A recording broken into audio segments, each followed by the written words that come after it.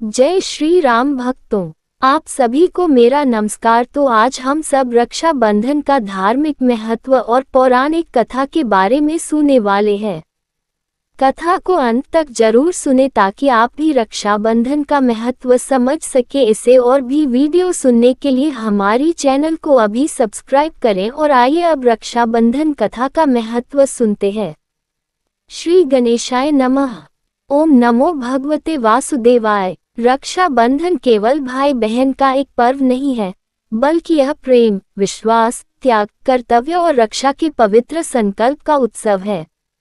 श्रावण मास की पूर्णिमा को मनाया जाने वाला ये त्योहार सनातन धर्म की महान परंपराओं में से एक है। इस दिन बहन अपने भाई की कलाई पर रक्षा सूत्र बांधती है और भाई जीवन भर उसकी रक्षा करने का वचन देता है।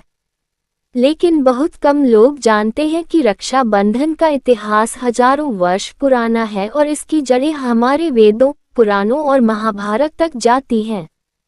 कहा जाता है कि प्राचीन काल में जब भी किसी शुभ कार्य की शुरुआत होती थी, तब ऋषि मुनि, राजा और योद्धाओं की कलाई पर रक्षा सूत्र बांधा जाता था।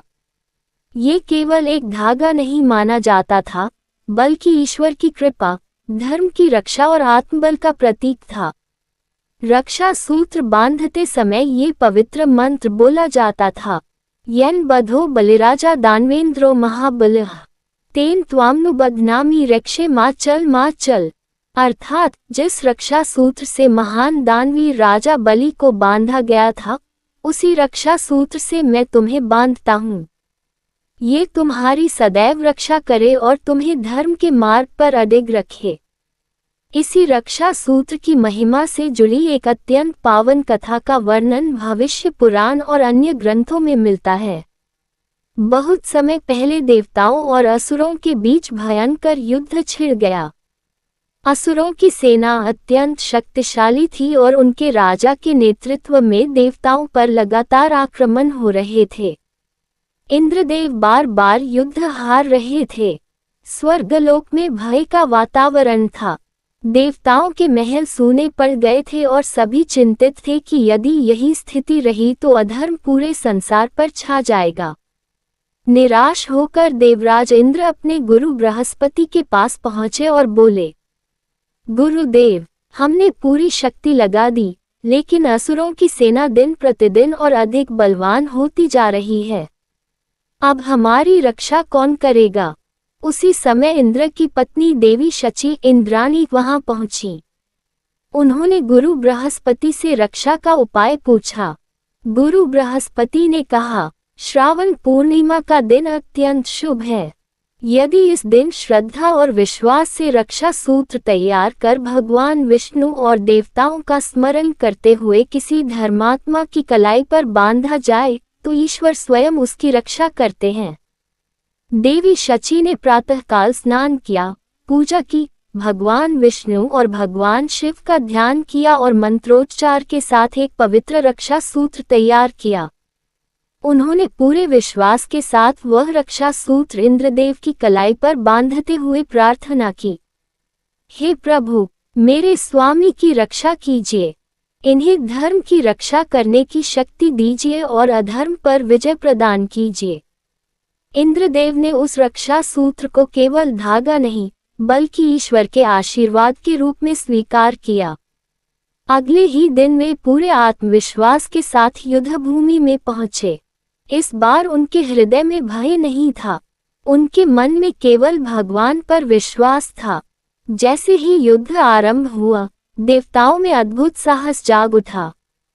असुरों की विशाल सेना धीरे धीरे पराजित होने लगी। अंततः धर्म की विजय हुई और इंद्रदेव ने स्वर्गलोक को पुनः प्राप्त कर लिया। तभी से श्रावण पूर्णिमा के दिन रक्षा सूत्र बांधने की परंपरा और भी अधिक पवित्र मानी जाने लगी। ये केवल भाई बहन का बंधन नहीं रहा, बल्कि धर्म, विश्वास और ईश्वर की कृपा का प्रतीक बन गया।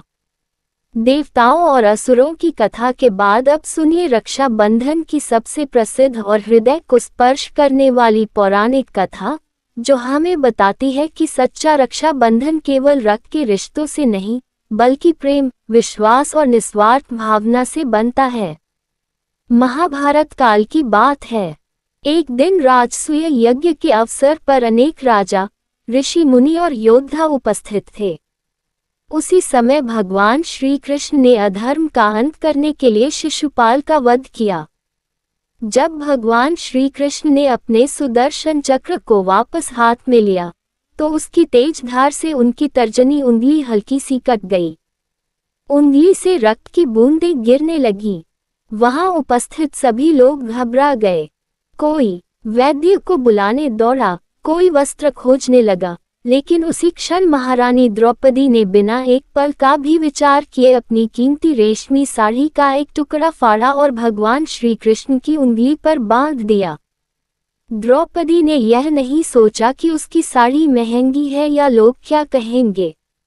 उसके मन में केवल एक ही भावना थी, मेरे प्रभु को पीड़ा नहीं होनी चाहिए। भगवान श्री कृष्ण ने द्रौपदी की ओर प्रेम और करुणा से देखा। उनकी आंखों में कृतज्ञता झलक रही थी। उन्होंने मुस्कुराते हुए कहा, बहन, तुमने आज मेरे रक्त की रक्षा की है। मैं तुम्हारे इस प्रेम का ऋण अवश्य चुकाऊंगा।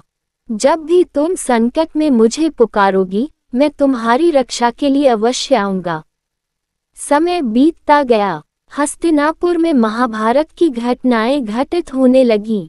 द्यूत सभा में दुर्योधन और दुशासन ने छलपूर्वक पांडवों को पराजित कर दिया। अंत में उन्होंने द्रौपदी का भी अपमान करने का प्रयास किया। पूरी सभा मौन थी। भीष्म, द्रोण और अनेक महारथी उपस्थित थे, लेकिन कोई भी अन्याय के विरुद्ध आगे नहीं आया। दुशासन ने द्रौपदी के वस्त्र खींचने शुरू कर दिए। द्रौपदी ने पहले सभा से न्याय की गुहार लगाई, फिर अपने पतियों की ओर देखा, लेकिन जब कहीं से सहायता नहीं मिली, तब उसने दोनों हाथ जोड़कर आंखें बंद कर ली और पूरे विश्वास से पुकारा, हे द्वारकाधीश, हे मेरे सखा श्री कृष्ण, अब मेरी लाज केवल आपके हाथ में है। जैसे ही द्रौपदी ने अपना पूर्ण विश्वास भगवान श्री कृष्ण को समर्पित किया, उसी क्षण एक चमत्कार हुआ। दुशासन जितना वस्त्र खींचता गया, उतना ही नया वस्त्र प्रकट होता गया। साड़ी कभी समाप्त ही नहीं हुई। दुशासन थककर भूमि पर गिर पड़ा, लेकिन द्रौपदी की लाज सुरक्षित रही। भगवान श्री कृष्ण अदृश्य रूप से अपना वचन निभा रहे थे। बाद में श्री कृष्ण ने कहा, द्रौपदी, जिस दिन तुमने बिना किसी स्वार्थ के मेरी उंगली पर कपड़े का छोटा सा टुकड़ा बांधा था, उसी दिन मैंने तुम्हारी रक्षा का संकल्प लिया था। आज मैंने केवल वही वचन निभाया है। भक्तों, यही रक्षा बंधन का वास्तविक संदेश है।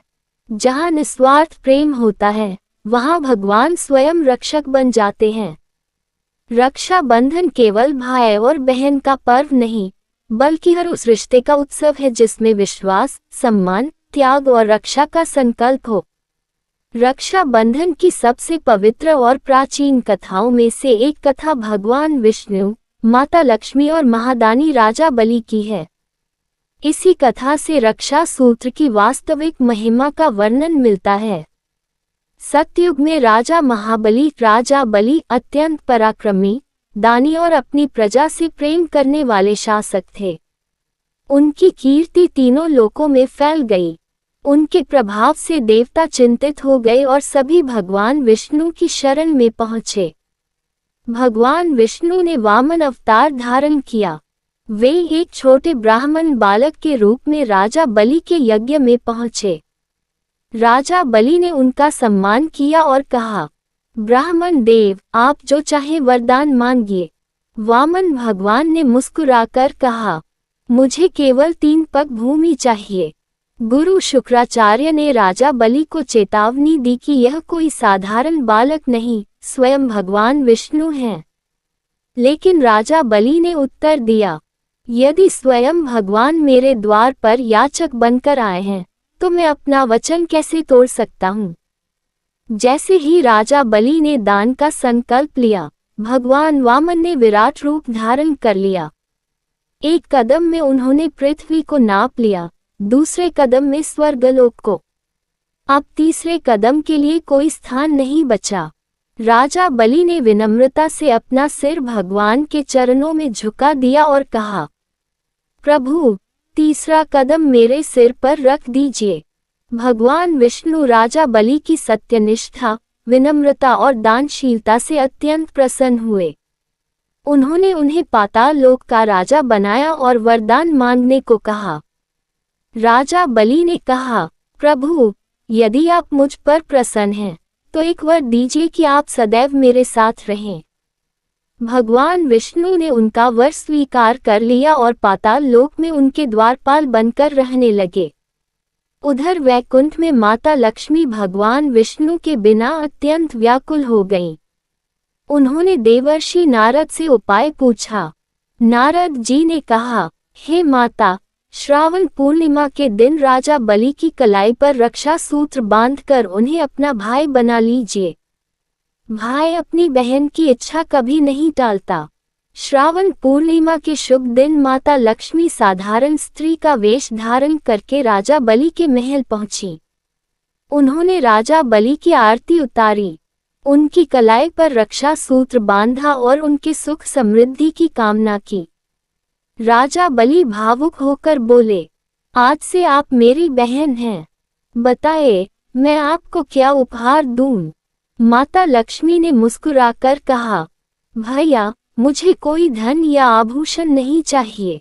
मैं केवल अपने स्वामी भगवान विष्णु को अपने साथ वैकुंठ वापस ले जाना चाहती हूँ। ये सुनकर राजा बलि कुछ क्षण मौन रहे। फिर उन्होंने प्रसन्न होकर कहा, यदि मेरी बहन की खुशी इसमें है, तो मैं अवश्य यह वरदान देता हूँ। भगवान विष्णु आपके साथ वैकुंठ लौट जाएं। भगवान विष्णु प्रकट हुए और राजा बलि को गले लगाकर बोले, हे बलि, तुम्हारी उदारता और धर्मनिष्ठा अमर रहेगी। मैं प्रत्येक वर्ष तुम्हें आशीर्वाद देने अवश्य आऊंगा। भक्तों, इसी पावन घटना के कारण रक्षा बंधन का पर्व केवल भाई बहन तक सीमित नहीं रहा। यह विश्वास, प्रेम, त्याग, वचन और धर्म का प्रतीक बन गया। रक्षा सूत्र का अर्थ केवल रक्षा मांगना नहीं है, बल्कि यह संकल्प लेना भी है कि हम अपने परिवार, अपने समाज, अपने धर्म और अपने कर्तव्यों की रक्षा करेंगे। रक्षा बंधन का वास्तविक आध्यात्मिक संदेश। श्री गणेशाय नमः। ओम नमो भगवते वासुदेवाय। भक्तों, हमने देवताओं की रक्षा, श्री कृष्ण और द्रौपदी के पवित्र प्रेम तथा माता लक्ष्मी और राजा बलि की अमर कथा का श्रवण किया। अब प्रश्न यह है कि रक्षा बंधन का वास्तविक संदेश हमारे जीवन के लिए क्या है? रक्षा बंधन केवल एक धागा बांधने का त्योहार नहीं है। ये हमें याद दिलाता है कि रिश्तों की रक्षा केवल शब्दों से नहीं, बल्कि प्रेम, सम्मान, विश्वास और त्याग से होती है। यदि भाई अपनी बहन का सम्मान करे, बहन अपने भाई के सुख और दीर्घायु की कामना करे, परिवार में प्रेम और विश्वास बना रहे, तो वही रक्षा बंधन का सच्चा उद्देश्य है। आज के समय में हम अपने काम और व्यस्त जीवन में कई बार अपने ही परिवार से दूर हो जाते हैं। छोटी छोटी बातों पर मनमुटाव हो जाता है। रक्षा बंधन हमें ये शिक्षा देता है कि क्षमा करना, रिश्तों को जोड़ना और अपनों का साथ निभाना ही सबसे बड़ा धर्म है। शास्त्रों में कहा गया है कि श्रावण पूर्णिमा के दिन प्रातः स्नान करके भगवान विष्णु, भगवान श्री कृष्ण और भगवान शिव का स्मरण करना शुभ माना जाता है। इसके बाद घर के मंदिर में दीपक जलाकर परिवार की सुख शांति के लिए प्रार्थना करनी चाहिए।